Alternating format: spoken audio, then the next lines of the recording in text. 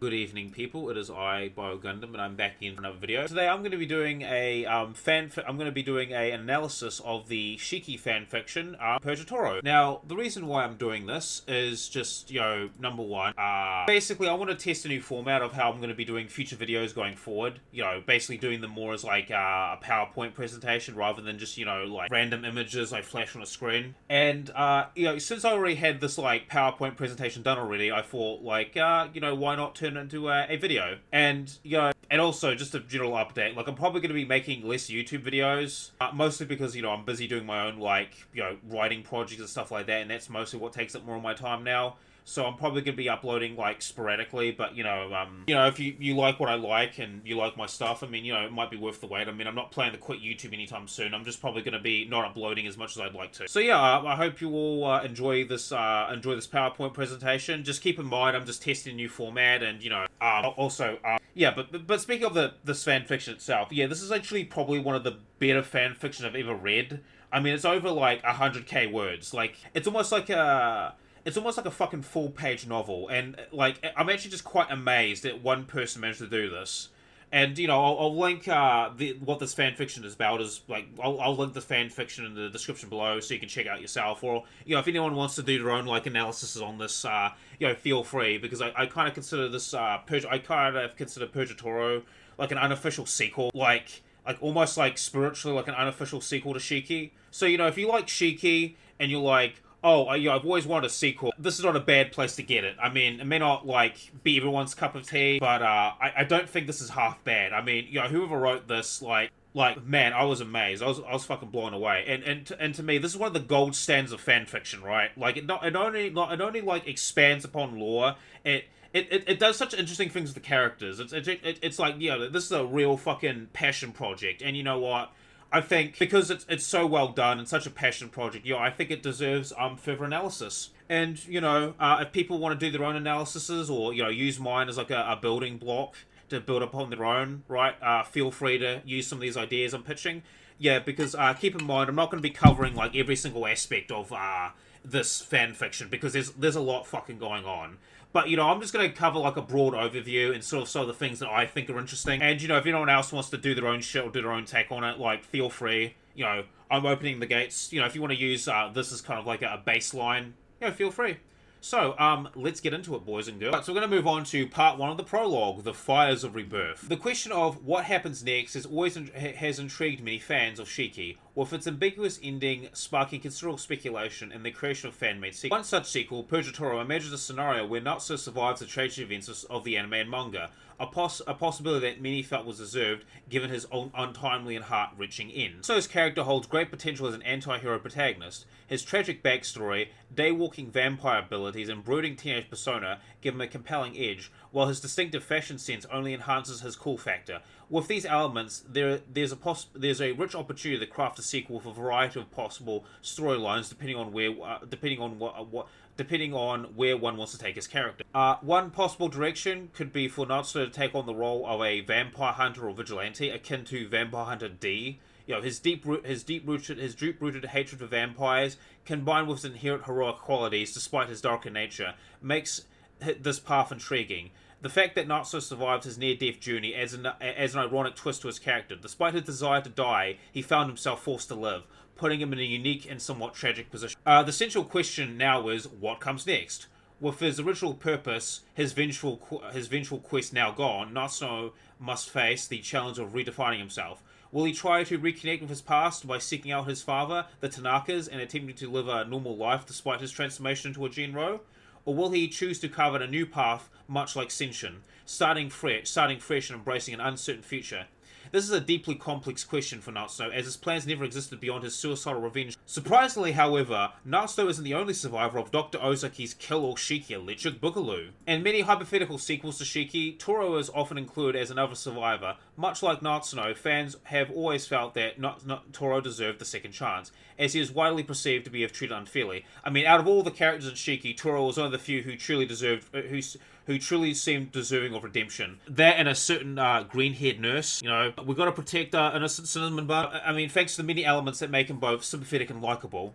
However, much like in real life, Purgatoriu does not offer an entirely happy ending. Instead of exploring a potential reunion between Natsuno and Toro, a storyline with a wealth of possibilities, however, this fan-made sequel takes a different turn. It presents a bitter twist, a reunion between Natsuno and Megumi, his former stalker and enemy. This is a surprising, even cruel narrative choice, especially since Megumi is the only other survivor aside from Senshin and Sonoko, who were largely responsible for the events in this mess, who were responsible for the events that led to this mess in the fucking first place. But we're gonna ignore that old thing. So this twist is ironic considering the pivotal role Megumi played in the original Shiki story. Her actions caused immense turmoil affecting the lives of several characters. She was responsible for trying to turn Natsuno into a Shiki, killing Toro, Natsuno's best friend, betraying her childhood friend Kaori by murdering Kaori's father, and engaging other vampiric acts of chaos and mischief. Throughout the series, she embodied the tragic figure of a love-struck high school girl turned vampire, relentlessly pursuing the object of her twisted affection, regardless of the victim's own will or desires. Megumi is a character who elicits strong and often conflicting reactions from fans.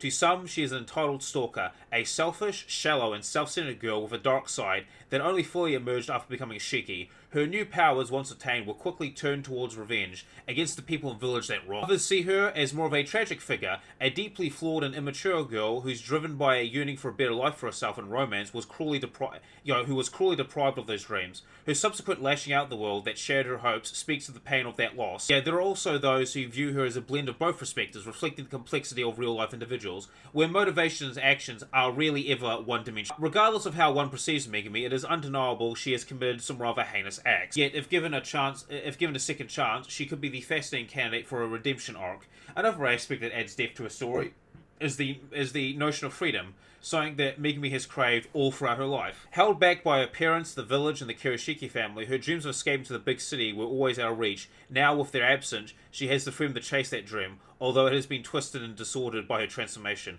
Her vision of the future likely involved Natsuno, whether as her willing partner in the romantic life she had imagined, or as a reluctant participant who eventually falls under her influence. However, this newfound freedom came at a tremendous cost. She has lost everything: her family, her friends, her innocence, all things that cannot be reclaimed. Although she is now free to pursue her desires, she is simultaneously shackled by them. At the end of it all, what remains? The clothes in her bag and an insatiable thirst for blood? Natsuno and Megumi, each on their own, make their way to Tokyo in search of a new life, leaving behind the charred remnants of Sotoba.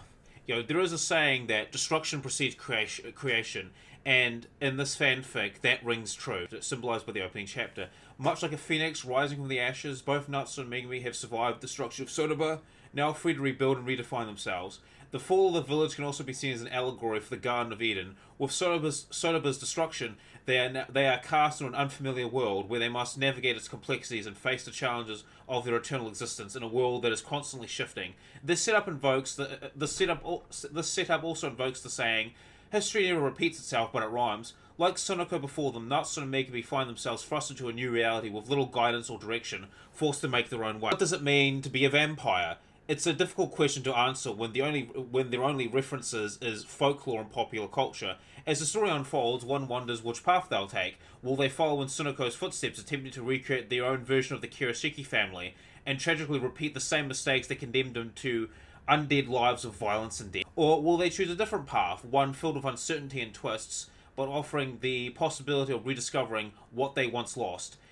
While the original series focused on the horror of vampires and the consequence of leaving their existence unchecked, Purgatoriu explores a different facet of vampire mythology: the romance of losing oneself and the struggle to reclaim one's humanity while contending with your own monstrous nature. Now, moving on to part 2, what I like to call City Slicker Blues. Now, like with the original Shiki anime and manga, Purgatoriu follows an ensemble cast with 3 central characters. However, unlike its predecessor, which primarily focused on adult characters such as Toshio Ozaki and Senshin Moroi, with Natsuno Yuki taking more of a backseat as the story progressed, Purgatoriu shifts its focus to the younger generation. The central conflict revolves around Natsuno Yuki, Megumi Shimizu, Kazu and Kaori Tanaka, while also introducing original characters like Haru, Ken, and Toma. What sets Purgatoriu apart is its more cohesive narrative, giving each character in the ensemble cast a chance to shine more, but also from the outset, the story is primed for conflict, with the potential reunion between Natsuno and Megumi looming large, as well as the prospect of reconnecting with people they left. Unbeknownst to them, they are not the only former residents of Sotoba now living in Tokyo. The story adds another layer of intrigue with the inclusion of Natsuno's father, Mr. Yuki, along with Kaori and Akira Tanaka, who are also embroiled in the chaos. Mr. Yuki, still reeling from the loss of his wife and son and the guilt of having brought them to a village that felt like it belonged in a horror story, is portrayed as a shattered man seeking redemption. His initial focus is on caring for Kaori and Akira, both orphaned by the mysterious sunlight allergy that plagues Sotoba. Through these actions, he hopes to redeem himself for his perceived failure as a husband and father. Speaking of the Tanakas, they are slowly recovering from the trauma of Sotoba and adjusting to life in the big city. But all is not well for them. Kaori in particular finds herself in a situation similar to both Natsuno and Megumi. Like Natsuno, she is thrust into a new environment that she is ill-suited and ill-equipped to navigate. The hustle and bustle of city life, its towering buildings, winding alleyways, and constant noise is overwhelming for someone like Kaori, who grew up surrounded by nature and the slower, cittier pace of rural life. And like Megumi, she is perceived as a bit of an outsider, a problem child. This is partially due to origins in Sotoba, a place steeped in a bizarre and tragic history. The village's mysterious destruction and the grim fates of its inhabitants, many either committing suicide or being committed to mental hospitals, have fueled numerous rumors and conspiracy theories after Dr. Ozaki's infamous Kill All Shiki crusade. I mean, who could blame people for not believing vampires were real, or that a group of them had once tried to build a vampire village? This only adds to Kaori's struggle to fit into a new school. Beyond that, there is the subtle cultural differences between rural and urban life, differences that further alienate her in a city where she feels like an outsider, lost between two worlds. Now, in the backdrop of this, both Natsuno and Megumi are gradually drawn deeper into the influence of the local Shiki community in Tokyo. Megumi, ever the opportunist, takes the role of a discount assassin, using her deadly skills to fund her extravagant city lifestyle. Meanwhile, Natsuno becomes an errand boy, driven by a desperate desire to find a sense of purpose and belonging. In their respective roles, they both stray far from their true selves, succumbing to the pressures of their new lives. Unbeknownst to Natsuno, Megumi, and Kaori, a significant figure named Haru is about to cross their paths, unknowingly becoming the key to the intertwined fates and propelling the plot forward. Haru's troubled home life and his striking resemblance to Toru play crucial roles in shaping the events to come. For Kaori, Haru becomes one of her few friends in Tokyo and a vital source of support during this turbulent time. It is also through Haru that Kaori learns that Natsuno and Megumi are still alive, adding an unexpected layer to their relationship. For both Natsuno and Megumi, Haru represents a human touchstone in the midst of their dark and troubled lives. While they don't truly see him as an equal or a friend, whether consciously or unconsciously, he becomes their confidant, the one person who provides them with a fleeting connection to humanity. In turn, Haru views them not as equals, but as his saviors, figures who had offered him a sense of purpose or belonging when he had none. And as far as original characters go, Haru is definitely one of the better developed ones I've seen. I mean, he feels like a fully realized character in his own right, rather than a self-insert who dominates the story just to showcase, look how cool my OC is and etc., right? I mean, Haru has a clear purpose in the narrative and his role is utilized effectively. He doesn't overstay his welcome, adding depth to the story without overshadowing the central narrative. Now just moving on to how two individual characters view Haru. Before meeting Haru, Megumi was in a state of flux. Though she has achieved her dream of a glamorous life in the big city, the allure of fame and luxury has begun to fade. Despite the temporary emotional highs she found in drinking blood and committing random acts of murder, she is starting to become deeply dissatisfied with her new existence. The glitz and glamour couldn't fulfill the emptiness she is now feeling. She now has, because it's funny, now she now has everything, right? Beautiful clothes, high heels, and fancy dresses, but nothing now that ever truly matters. And what did truly matter? Meaningful human connections and relationships. And in a rare moment of genuine compassion, Megumi intervenes to stop Haru's suicide attempt, and also saves him from another Shiki. This act of kindness stands out in stark contrast to her previous limited displays of compassion. One could argue the only other act that comes close is her offer to turn Natsuno into a Shiki so that Toru wouldn't have to do it. Although even that gesture was self-serving, motivated by her own selfish romantic fantasies. And Haru, Megumi sees not only Toru, the person she killed, but also a reminder of a simpler time before she was transformed into an undead creature.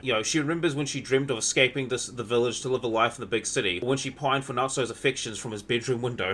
Now the reality of the situation is far harsher. She died, was resurrected as a Shiki, and was bound into servitude by the very people who killed her. Then, she barely survived a massacre and a fire that destroyed her home. And now all she has left is her insatiable hunger and the clothes on her back. It's a depressing existence to say the least. However, through Haru's actions, new facets of a lost humanity begin to re-emerge. Her love for fashion, once a fleeting dream, resurfaces resurfaces as a way for her to reconnect with herself. She finds an opportunity, and she finds an opportunity to explore this passion at a fashion show at the school that Haru and conveniently that now Haru and Kaori both attend, giving her a rare chance to feel something human again, and something beyond her hollow existence as an undead bloodsucker. Now, before meeting Haru, Natsuno was a drifting, aimless wanderer moving from place to place without any clear purpose or direction. He had adopted the role of a passive observer, allowing himself to be manipulated by the local Shiki community, even though he knew he shouldn't trust or even associate with them. This starkly contrasts with his former independent-driven self. In a moment of weakness and naivety, he sought out purpose and direction, only to be taken advantage of those around him. It's a tragic turn of events when you consider his past, dismantling the Kuroshiki's family operation, and standing by his beliefs, even at the cost of his own life. There is the old saying, you either die a hero or live long enough to see yourself become the villain.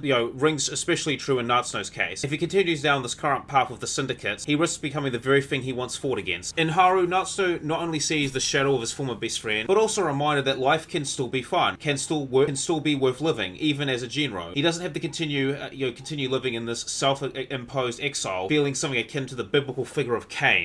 Because, in truth, and if I'm being honest, Natsuno didn't really do much wrong, though he's not without flaws or without, clean hands, but when compared to some of the other characters in Shiki, I mean, he seems rather tame. While Haru will never replace Toro or the carefree days in Sotoba, he could be the closest thing to it. Through Haru, Natsuno begins to re-engage with the world, moving past the nihilistic phase of feeling dead all the time. Haru offers him a glimpse of what life still could be life, what life could still be, a life that doesn't involve aimless wandering or questionable actions like assassinations, which conflict against his core values. And what I find particularly intriguing about the segment is how Natsuno and Megumi seem to be going through, their own versions of the 5 stages of grief, but with vampirism taking the place of grief itself. I mean, both characters are at different stages in this process. Megumi, for instance, is largely in the denial and bargaining phases, especially during the original series and, during the early parts of this fanfic. I mean, she continues to chase the dreams she had when she was alive, despite the fact that the opportunities to make those dreams a reality have long since passed. I mean, in contrast, Natsuno is firmly in the anger and depression phases. His transformation into a Shiki was forced upon him, and he has essentially cheated death twice. While he initially accepted the idea of dying, he at least hoped it would happen on his own terms, dying as himself. This shift in his perspective makes perfect sense from a character standpoint, and I would argue that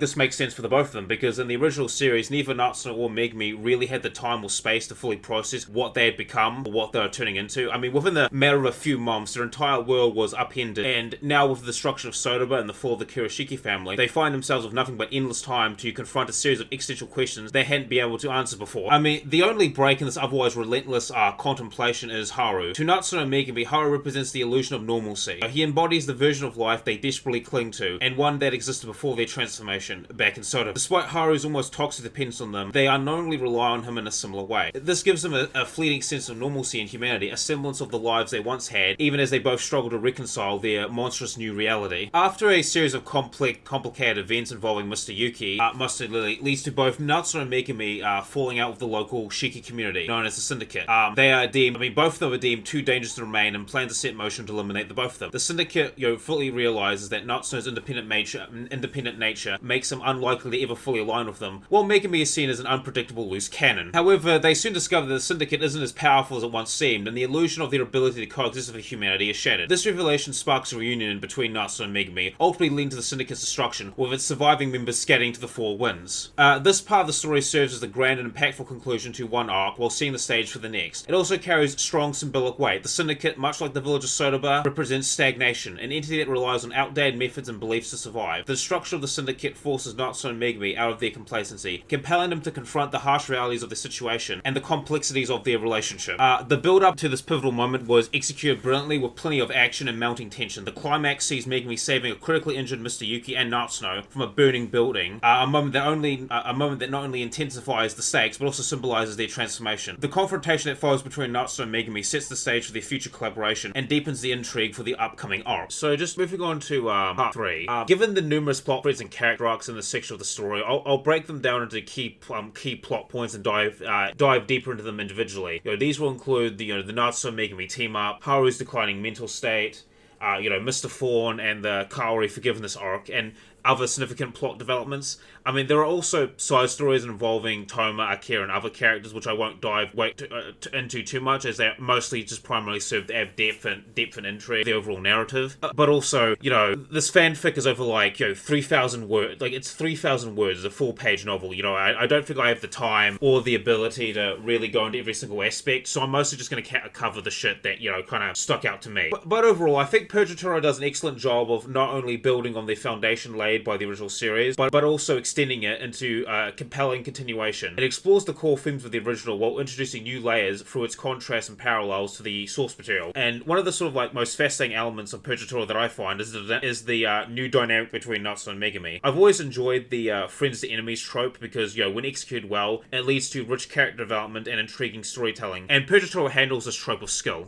And sort of what makes their team up particularly engaging is how naturally it evolves. Their relationship, starts off as a reluctant, intense alliance formed out of necessity. They must care for Haru and protect themselves from the remnants of the syndicate. But as the story unfolds, this alliance gradually transforms into a more genuine bond, offering a new dimension to their complex relationship. And Purgatoriu doesn't shy away from the initial tension between them. Yet as they work together, mutual respect begins to grow. Their interactions at times playful, other times less so. And this evolution stands in stark contrast to the earlier dynamic. Previously they barely communicated, and their only shared connection was a mutual disdain for Sotoba and a desire to escape it. And what makes this dynamic particularly interesting is how Megumi begins to mirror Toru's role in Natsuno's life, albeit in her own sincere and unintended way. Their developing friendship echoes the bond that Toru once shared with Natsuno, but it's uniquely shaped by their shared trauma and complicated circumstances they now find themselves. Despite Megumi's lingering romantic feelings, she recognizes that Natsuno is unlikely to reciprocate, and even if he did, she questions whether she deserves his love after all her past action,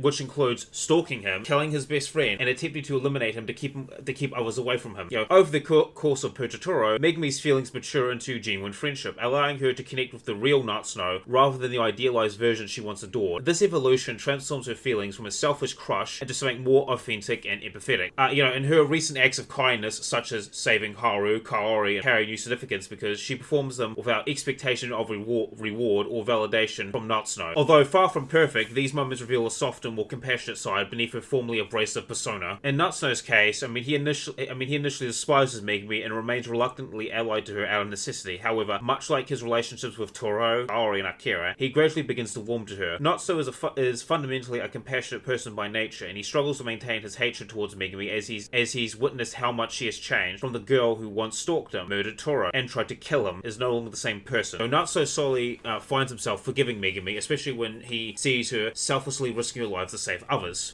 There are also moments when Megumi becomes catatonic, overwhelmed by guilt, and even asks Natsuno to end her suffering. Although tempted, Natsuno ultimately refuses because Megumi is no longer a threat, and killing her would serve no meaningful purpose. Her transformation and actions have convinced him that continuing to hate her would be empty and pointless. Yet Natsuno's feelings are marked by a paradoxical guilt, stemming from three sources. First, by forgiving Megumi and forming a friendship with her, he feels as though he is betraying Toru's memory, befriending the person who killed Toru and turned him into a Shiki feels like a deep personal betrayal. Second, by helping Megumi and keeping her alive, Natsuno contradicts his original goal of eradicating all Shiki, including himself, making him feel hypocritical. And third, and perhaps most painfully, he harbors a subconscious guilt for leaving Toru to die in Sotoba. Natsuno agonizes over whether he betrayed Toru by exposing him to the villagers without intervening, or worse, that he tried to save him but arrived far too late. And what I think is interesting is that Natsuno's character arc in Purgatoriu shares striking parallels of Megumi, particularly when it comes to the maturation department, yet their goals diverge. Megumi strives to reclaim fragments of a lost humanity, while Natsuno wrestles with accepting his vampirism. As a Genro,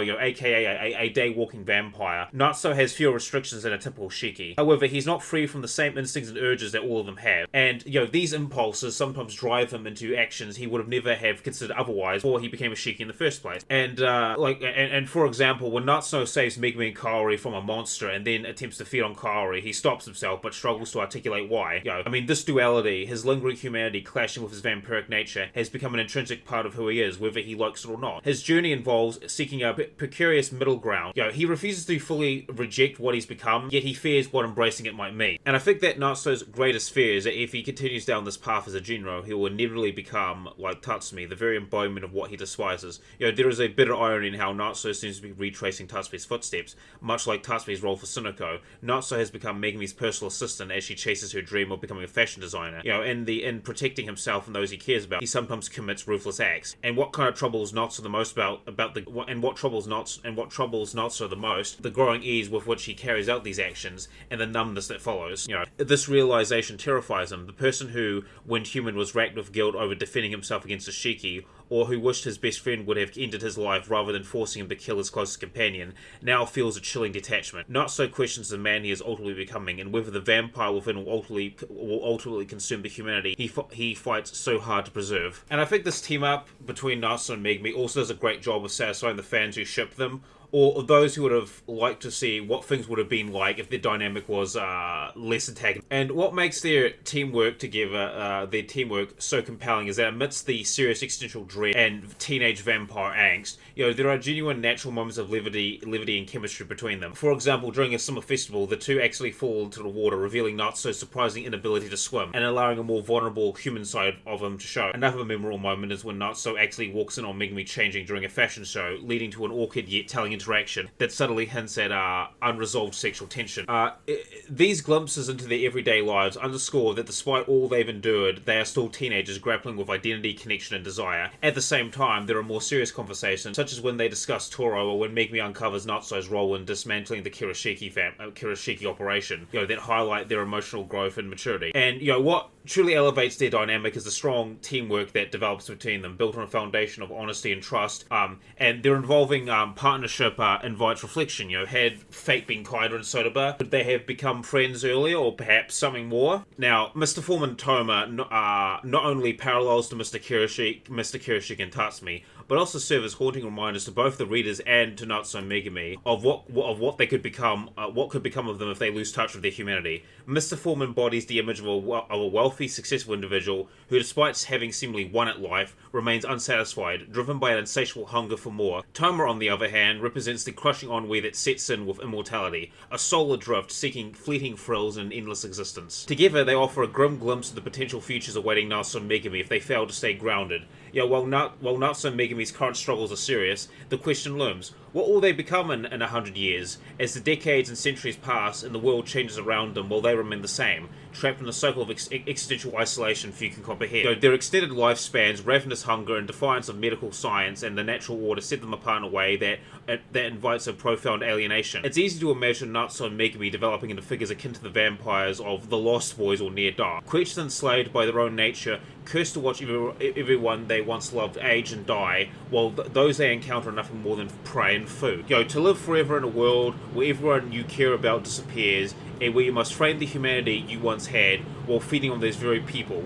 This is a torment that would drive anyone into madness or evil. Their transformation into vampires isn't just a physical curse, it is a psychological and existential one, pushing the limits of what it means to be human. Given this, it's no wonder many who become Shiki spiral into darkness or insanity.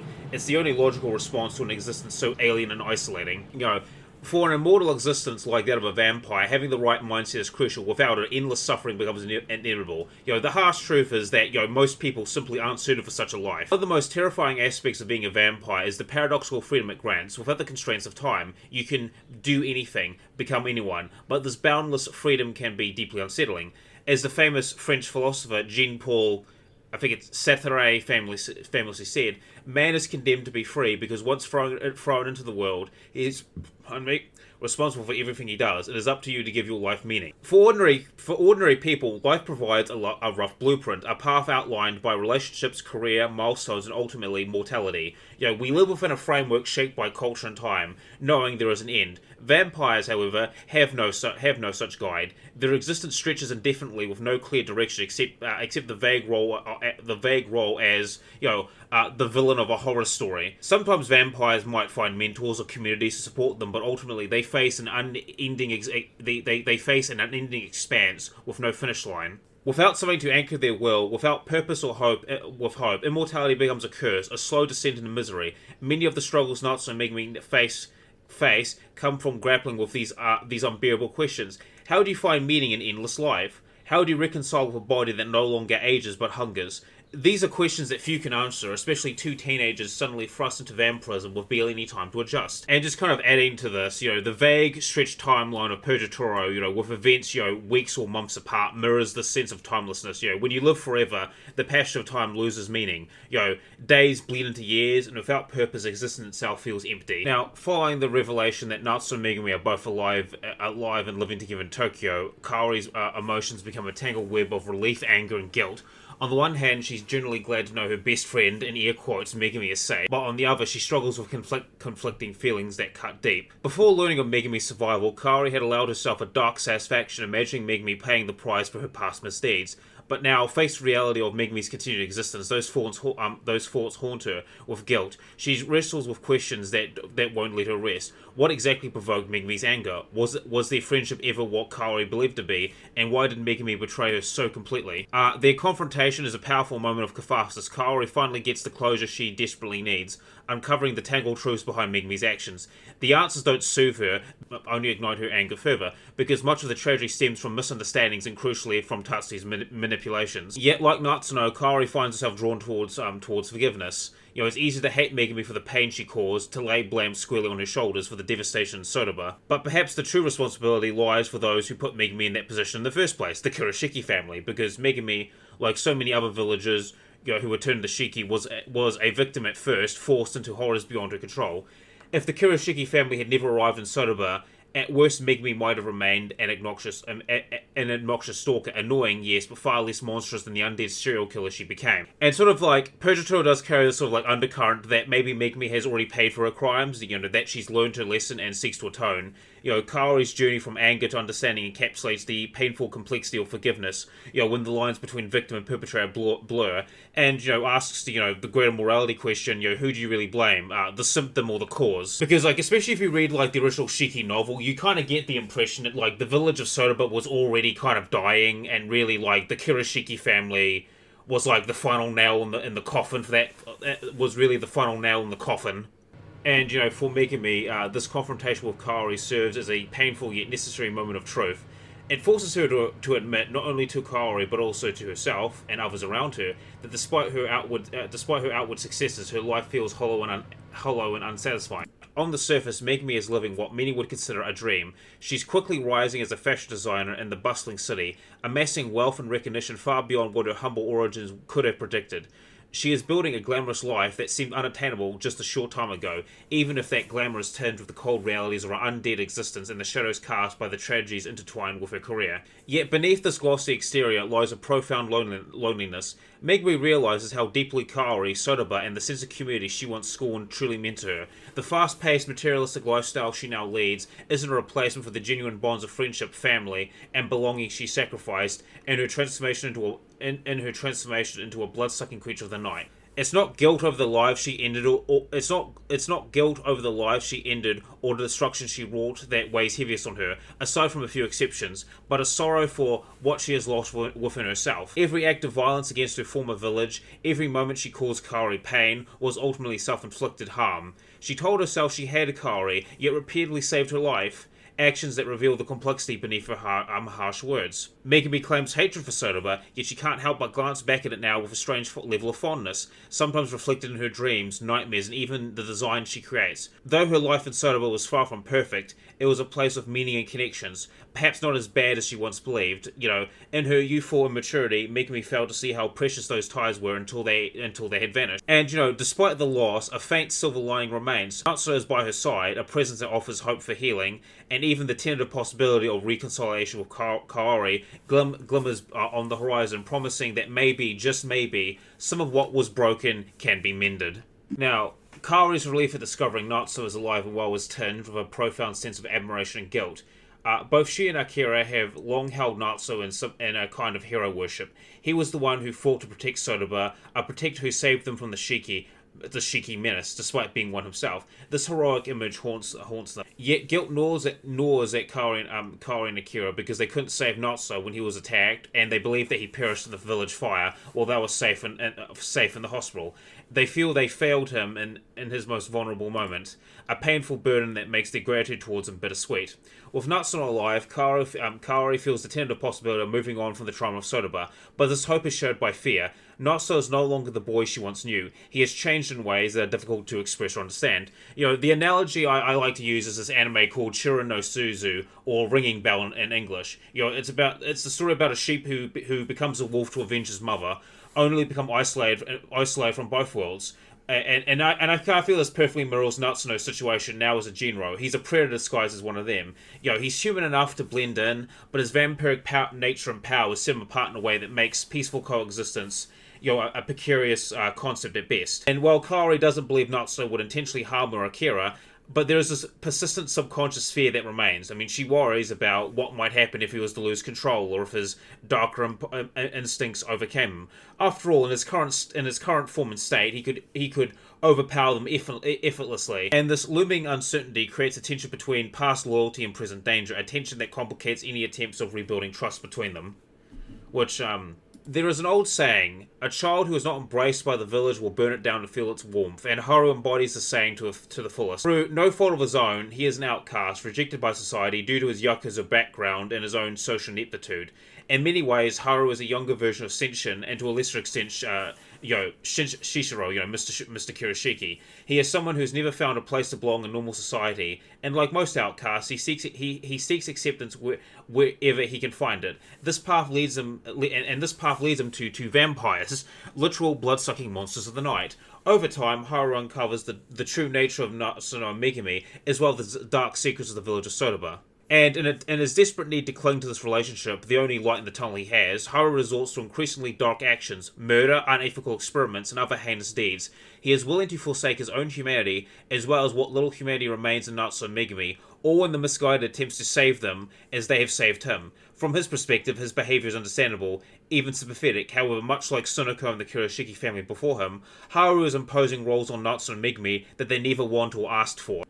Is Haru evil? Perhaps, but it's more accurate to say he is simply misguided. His actions are driven by a twisted form of devotion, and he is clearly not mentally stable, which raises the question of whether he should be held fully accountable for what he's done. Still, unlike Senshin's enabling of Sunoko's actions, Natsuno and Megumi can no longer allow these actions to continue, not for Haru's sake, but for the sake of the victims he has left in his way. This leads to a confrontation in which his experiments are destroyed, and Haru is hypnotized to forget everything, and attempt to put an end to the cycle of harm he has set in motion. The story doesn't end with Haru's defeat. Instead, Natsuno and Megumi return to the burnt-out remains of Sotoba, the village that holds so many painful memories, to confront the literal and figurative ghosts of their past. The ruined village, scarred by fire and tragedy, stands as a haunting moment to the life they once had.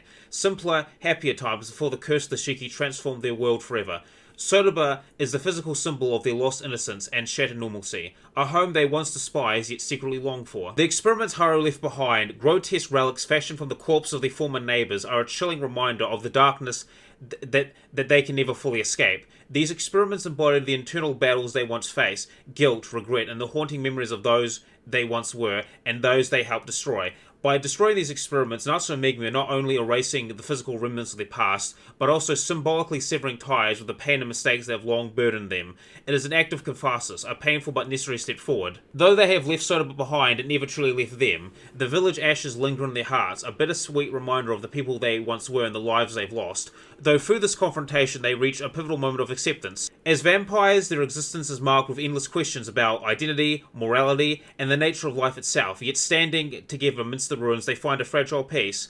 They realize they no longer need to be defined by their past or by the curse that changed. And the story of Purgatoriu closes on a bittersweet but hopeful note. Natsuno and Megumi, having now faced the darkness within and without, now live on their own terms, free from the chains of guilt and expectation. They now embark on a future shaped by their own choices. Just to wrap things up, I'd like to briefly touch upon one of the key themes of Purgatoriu, aside from the obvious, and explore the ending side story. The major themes of Purgatoriu, at least for me, include maturation, the nature of justice, the nature of justice and punishment, and the timeless lesson that you never truly appreciate something until it's gone, as highlighted by the author of this fan fiction themselves. However, one theme that runs through the narrative, though not explicitly stated, is the acceptance and inevitability of change, whether for good or for ill.